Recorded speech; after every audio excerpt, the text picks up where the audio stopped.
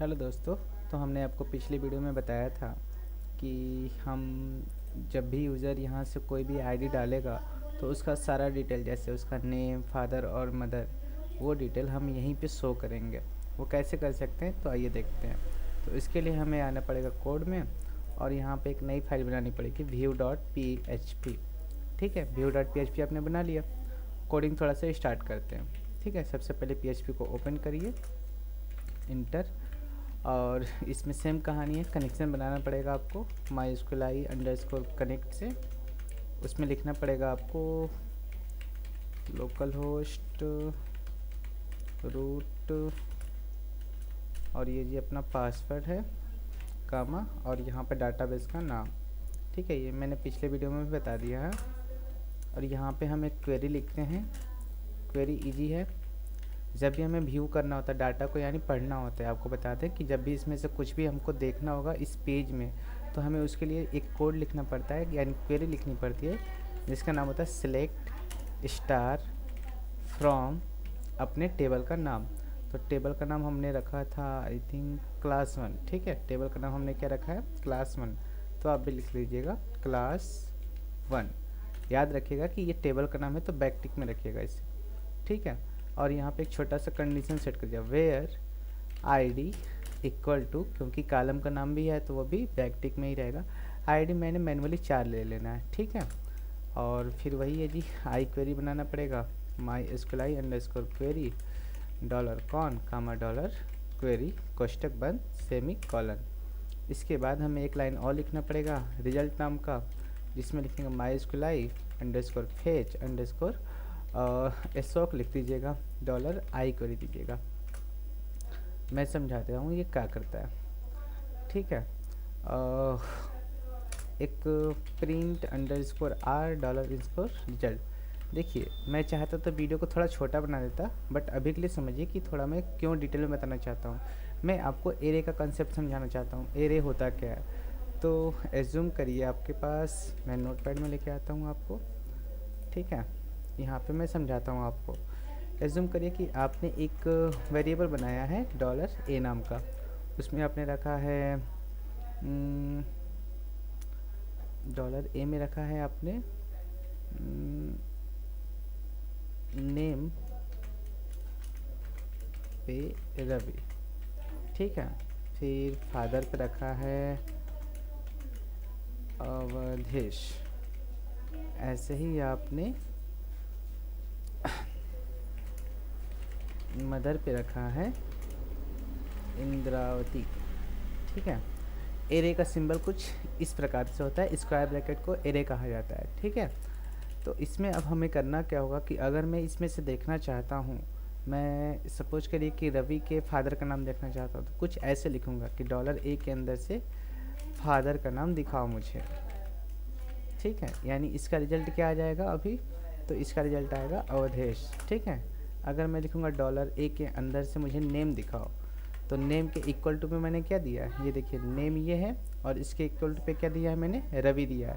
यानी इसका रिजल्ट आएगा कुछ इस प्रकार से। मैं अगर $a के अंदर से मदर लिख दूँगा, तो यहाँ पे मुझे क्या मिल जाएगा, इंद्रावती मिल जाएगा। ठीक है, कुछ इस प्रकार से ये कोड चलता है। सही है, तो आपको मैंने छोटा सा एक एरे का पार्ट समझा दिया। अब मैं इसको दिखाता हूँ रिजल्ट के नाम पे। देखिए, ये लाइन मैंडेटरी नहीं है, ये समझाने के लिए है, तो इसे बस आप समझने के लिए यूज करिएगा। इसको कोडिंग में उतना यूज नहीं होता है। तो सेव करते हैं। अब हमने फाइल कौन सा बनाया, view.php। इसको देखने के लिए हमें यहाँ कोड में आना पड़ेगा, सॉरी ब्राउज़र में, और यहाँ पे लिखना पड़ेगा view.php। इंटर किए। अब आप नोटिस करेंगे कि जैसे हमने समझाया था सेम टू सेम यही चीज़ें तो हो रही हैं यहाँ पे। $id के अंदर आया है 4, और सॉरी डॉलर बोल दिए थे, यहाँ पे आईडी के अंदर से 4 है, नेम के अंदर राम है, फादर के अंदर श्याम है, मदर के अंदर सीता लिखा हुआ है। ठीक है, तो अगर मुझे कुछ देखना होगा, मान लो कि मुझे मदर देखना है, तो मैं कुछ ऐसे लिख सकता हूँ, इको कर दो रिजल्ट के अंदर से मदर को। ठीक है, क्योंकि आप नोटिस करो कि ये वाली लाइन ना एक एरे बना के रिटर्न करिए, किसको, रिजल्ट को दे रही है। तो हम कह रहे हैं कि देखो रिजल्ट के अंदर से मुझे मदर को प्रिंट करके दिखाओ। इको का मतलब दिखाना होता है। देखो यहाँ पे सीता दिखा, अगर मैं यहाँ पे मदर को हटा के फादर करता, सेव करता, तो मुझे यहाँ पे क्या देखने को मिलेगा, श्याम देखने को मिल रहा है, क्योंकि फादर के अंदर क्या लिखा था, श्याम लिखा था। ठीक ऐसे ही प्रकार से नेम भी लिख सकता हूँ, तो मुझे क्या दिखेगा, नेम दिखेगा। बस ये समझाने का पार्ट था, इसकी कोडिंग में कोई भी ज़रूरत नहीं है, कोडिंग बस 4 लाइन की होगी। ठीक है, एक एक लाइन समझा देता हूँ। पहली लाइन आपको कनेक्शन बनाने के लिए, जो आप बार बार करते आए हो सेव से लेके, ये वाली लाइन ना, क्योंकि इसके पहले आप यहाँ पे इंसर्ट लिखते थे, क्योंकि आप इसमें डेटा को कुछ भरना चाहते थे, इंसर्ट करना चाहते थे, एक एक रो इंसर्ट करना चाहते थे। बट इस बार से क्या हो रहा है कि आप डिटेल को देखना चाहते हो, मान लो कि एक पेज में क्या करना चाहते हो, दिखाना चाहते हो। इसकी वजह से हमें कोड लिखना पड़ा है सिलेक्ट। यहाँ स्टार का अर्थ होता है ना सभी कालमन की बात करता है ये आईडी, ये नेम, फादर, मदर, यानी सभी कालम को, इससे हज़ारों कालम भी रहेंगे ना, उन सब की बात कर रहा है। यानी कि हम कह रहे हैं कि सेलेक्ट करो स्टार में सभी कालम फ्रॉम, मतलब कि कहाँ से, तो क्लास 1 वाले टेबल से। तो हम कह रहे हैं कि सिलेक्ट कर लो स्टार, मतलब ये सभी column ID, name, father, mother, कहाँ से करना है, फ्रॉम का अर्थ होता है कहाँ से, तो क्लास 1 वाले टेबल से, यानी SDIC पहले डाटाबेस में जाओ, वहाँ से क्लास 1 में जाओ और उसमें जितने भी कॉलम मिले सबको सिलेक्ट कर लो। बट उसके साथ हमने एक कंडीशन रख दिया, वेयर ID इक्वल टू 4, मतलब कि जहाँ पे कॉलम ID, मतलब जो भी कॉलम आईडी नाम का है उसमें 4 रहेगा, बस उसी को सारी चीज़ों को सिलेक्ट करना है। ठीक है, एक कंडीशन हमने क्या कर दिया है, दे दिया है इसको। तो ये क्या कर रहा है कि वेयर आईडी हमारे कॉलम का नाम है, जहाँ पे बराबर होगा किसके, 4 के। तो देखिए इसी का डिटेल आ रहा होगा। अगर मैं यहाँ आईडी अपडेट कर दूंगा, 9 कर दूंगा और सेव कर दूंगा कोड को, तो आपको पता है क्या होना चाहिए, 9 पे क्या लिखा है, संजू यादव। तो यहाँ पे जब रिफ्रेश करेंगे आप देखिए यहाँ पे और शायद कुछ एरर बना है, देखते हैं एक बारी। अच्छा हाँ, हमने प्रिंट आर तो हटा ही दिया था, print underscore R dollar result. Save करते हैं, रिफ्रेश। देखिए आईडी नंबर 9 पे संजू यादव, सोहन और श्रीमती, यहाँ पे भी सेम कहानी है, सोहन, श्रीमती। तो कुछ इस प्रकार से हमारा कोड चल रहा था। ये आई क्वेरी लिखना इंपॉर्टेंट है, क्योंकि मैंने पिछले वीडियो में भी आपको समझाया था क्यों इंपॉर्टेंट है, क्योंकि ये क्वेरी चलेगी नहीं, आके बस एक जगह पे स्टोर होकर रह जाती है।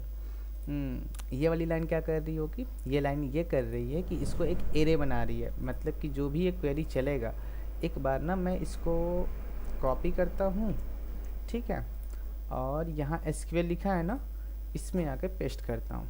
आपको दिखाता हूँ कि हो क्या रहा होगा। यहाँ पे गो कराता हूँ, जब गो कराया तो मुझे एक डिटेल मिला ना, तो यानी कि ये डिटेल तो दे देगा, बट वो क्या करेगा, उस डिटेल का हम एक एरे बनाना चाहते हैं, वो ये फंक्शन करता है। ठीक है, माई SQLi अंडरस्कोर फेच अंडरस्कोर एसॉक एक फंक्शन है, जैसे पिछला वीडियो में आपने हेडर देखा था ना, या फिर MySQLi कनेक्ट देख रहे हो आप, उसी तरीके से ये एक फंक्शन है। अगर इसमें हम कोई भी क्वेरी दे देंगे तो वो उसका एक एरे बना के किसको दे दे रहा है, रिजल्ट को दे दे रहा है। अब फिर हमें जब रिजल्ट में एरे मिल गया, तो हम रिजल्ट के अंदर से देखेंगे कि कैसे $A के अंदर से नेम निकालते थे, फादर निकालते थे, मदर निकालते थे, ये सारी चीज़ें देखे हैं ना पिछले वीडियो में, पिछले वीडियो का इसी वीडियो में देख रहे हैं हम लोग। तो अब मुझे निकालना इजी इसलिए हो गया क्योंकि मैं बस ये लिख दूंगा कि मुझे बस इसमें से देखना होगा कि मुझे निकालना क्या है, श्रीमती निकालना है, क्योंकि एरे किस में स्टार्ट हुआ है, तो रिजल्ट नाम के वेरिएबल में। तो मैं इजी लिख दूंगा कि इको कर दो रिजल्ट के अंदर से मदर को। ठीक है, ये लिखने के बाद इसे सेव कर दूंगा। अभी देखिएगा यहाँ पे एक श्रीमती दिखने लगा, अगर मैं उसे हटा के फादर करता तो फादर जी गिरता। आई होप आपको ये वाली लाइनें समझ में आ रही होंगी। अगर नहीं आई हैं तो थोड़ा सा एक बार वीडियो को फिर से देखिएगा, फिर से अगर देखने से चीज़ें ज़रूर समझ में आ जाएंगी। मैं इन दोनों लाइनों को हटाता हूँ क्योंकि मुझे बस इतनी ही लाइनों की ज़रूरत थी। तो अब मेन कोडिंग स्टार्ट होती है यहाँ से। यहाँ पे कुछ खास नहीं करने हैं, बस करना ये है कि आपको गूगल में जाना है, साइट वही है, यहाँ पे बूटस्ट्रैप,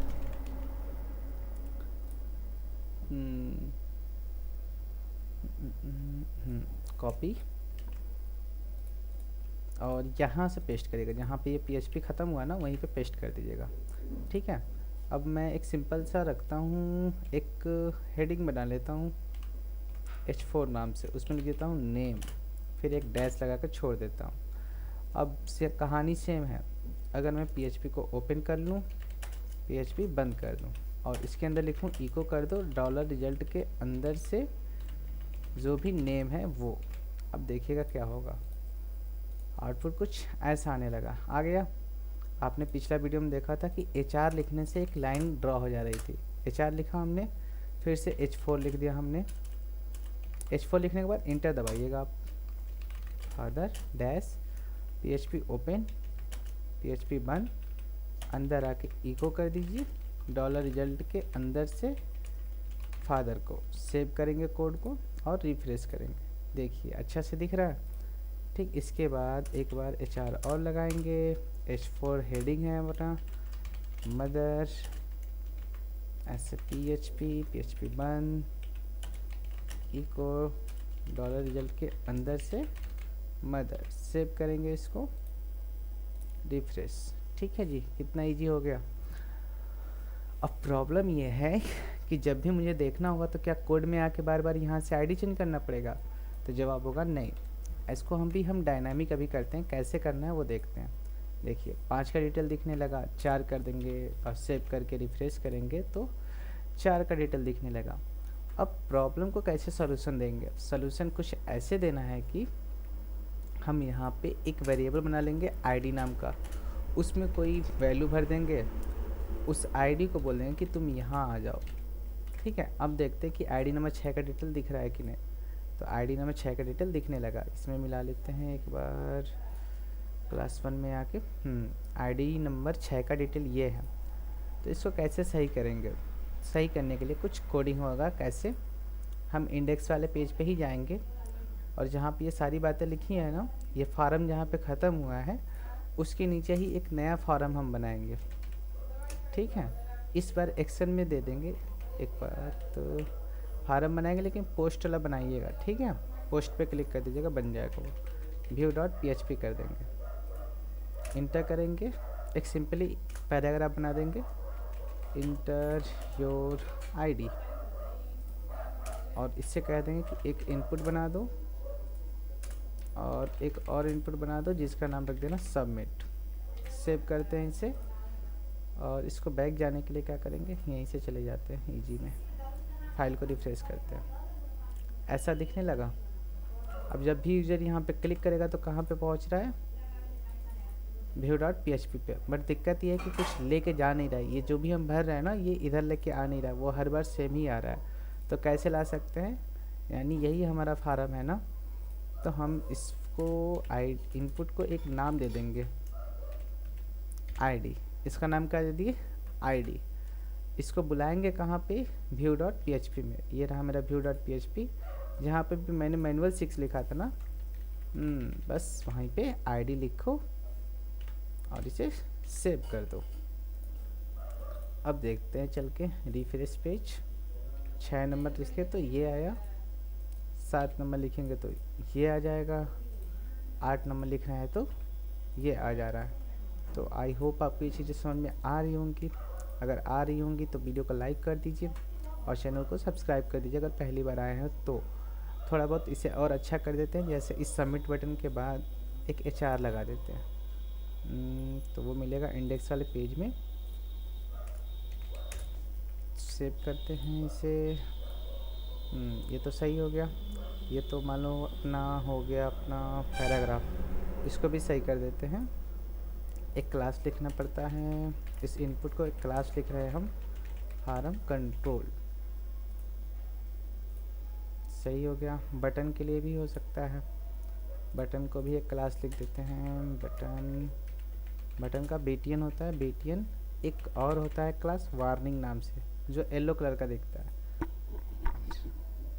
ठीक है, इस इनपुट से इसको थोड़ी दूरी चाहिए। पिछला वीडियो में हमने बताया था कि empty होता है अपने पास, empty3 दे दीजिए। सही है। अब हम इसमें कुछ भी लिख के बुलाएंगे तो इधर आएगा, बट प्रॉब्लम फिर वही आ गई हमारे पास कि हमें बार बार यहाँ से जाके इंडिकेशन करना पड़ रहा है। इसके नीचे लिंक बन सकता है, बिल्कुल। ये पेज कौन सा है? ये देखिए view.php।